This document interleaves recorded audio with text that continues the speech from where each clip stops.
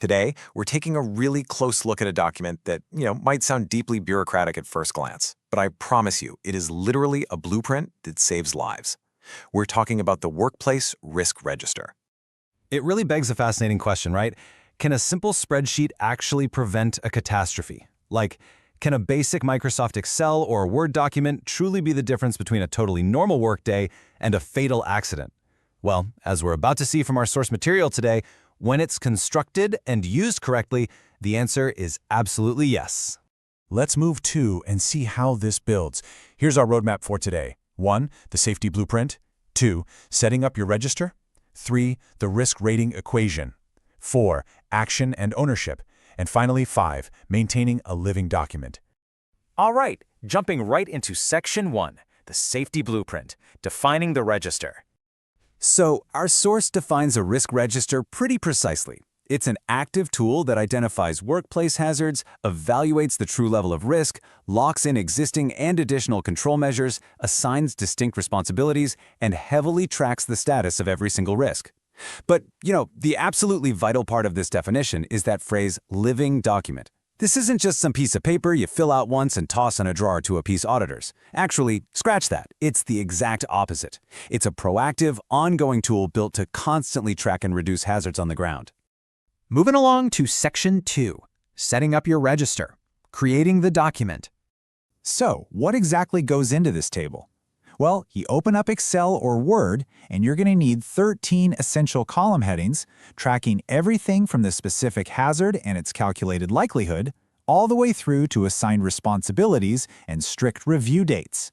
This step-by-step structure sets the perfect stage for our core example. Let's apply all those columns to a real-world scenario and introduce the high-stakes micro-narrative for our explainer today. The activity is super simple. We've got workers painting the exterior wall of a building, and they're using a portable ladder. It's a really common job, but man, it is one filled with potential danger. Right off the bat, our hazard is working at height, and this is where we need to detail the terrifying realities of the scenario.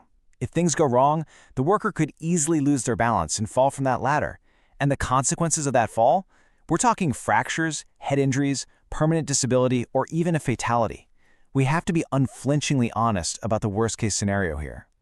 Next up, we evaluate our existing controls. Okay, what do we already have in place? Well, we have work at heights training, routine ladder inspections before use, and basic PPE, safety helmets and safety shoes. It's a start, for sure, but is it enough to guarantee safety? Let's find out in Section 3, the risk rating equation, quantifying danger. To assess the actual threat level, we weigh two key variables to turn subjective fear into objective data. First up, likelihood. We're going to score this a 3, which means a fall is possible because ladders can easily slip. Then, we weigh that against severity.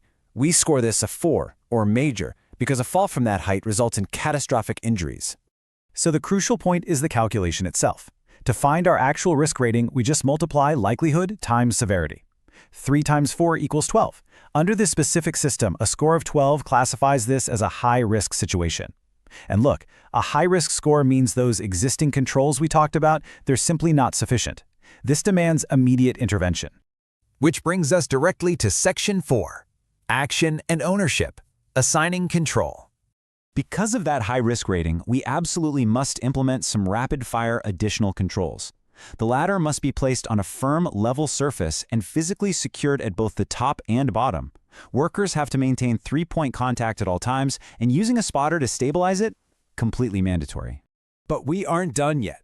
Continuing our list of really strict operational rules. Do not overreach while painting.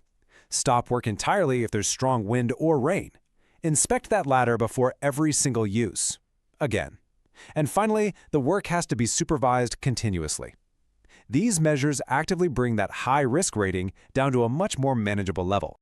However, all these safety controls are completely meaningless without accountability, right? So under responsible person, we assign the site supervisor to enforce this. The target date is firmly set for before the painting work even starts, and the status? That is kept open until every single one of those control measures has been fully implemented. Only once they're completely done can the status be closed out. It ensures absolutely nothing falls through the cracks. Now for our final piece, Section 5, a living document, Active maintenance. This final step maps out the continuous life cycle of our document. Because remember, this spreadsheet isn't just filed away in a drawer somewhere.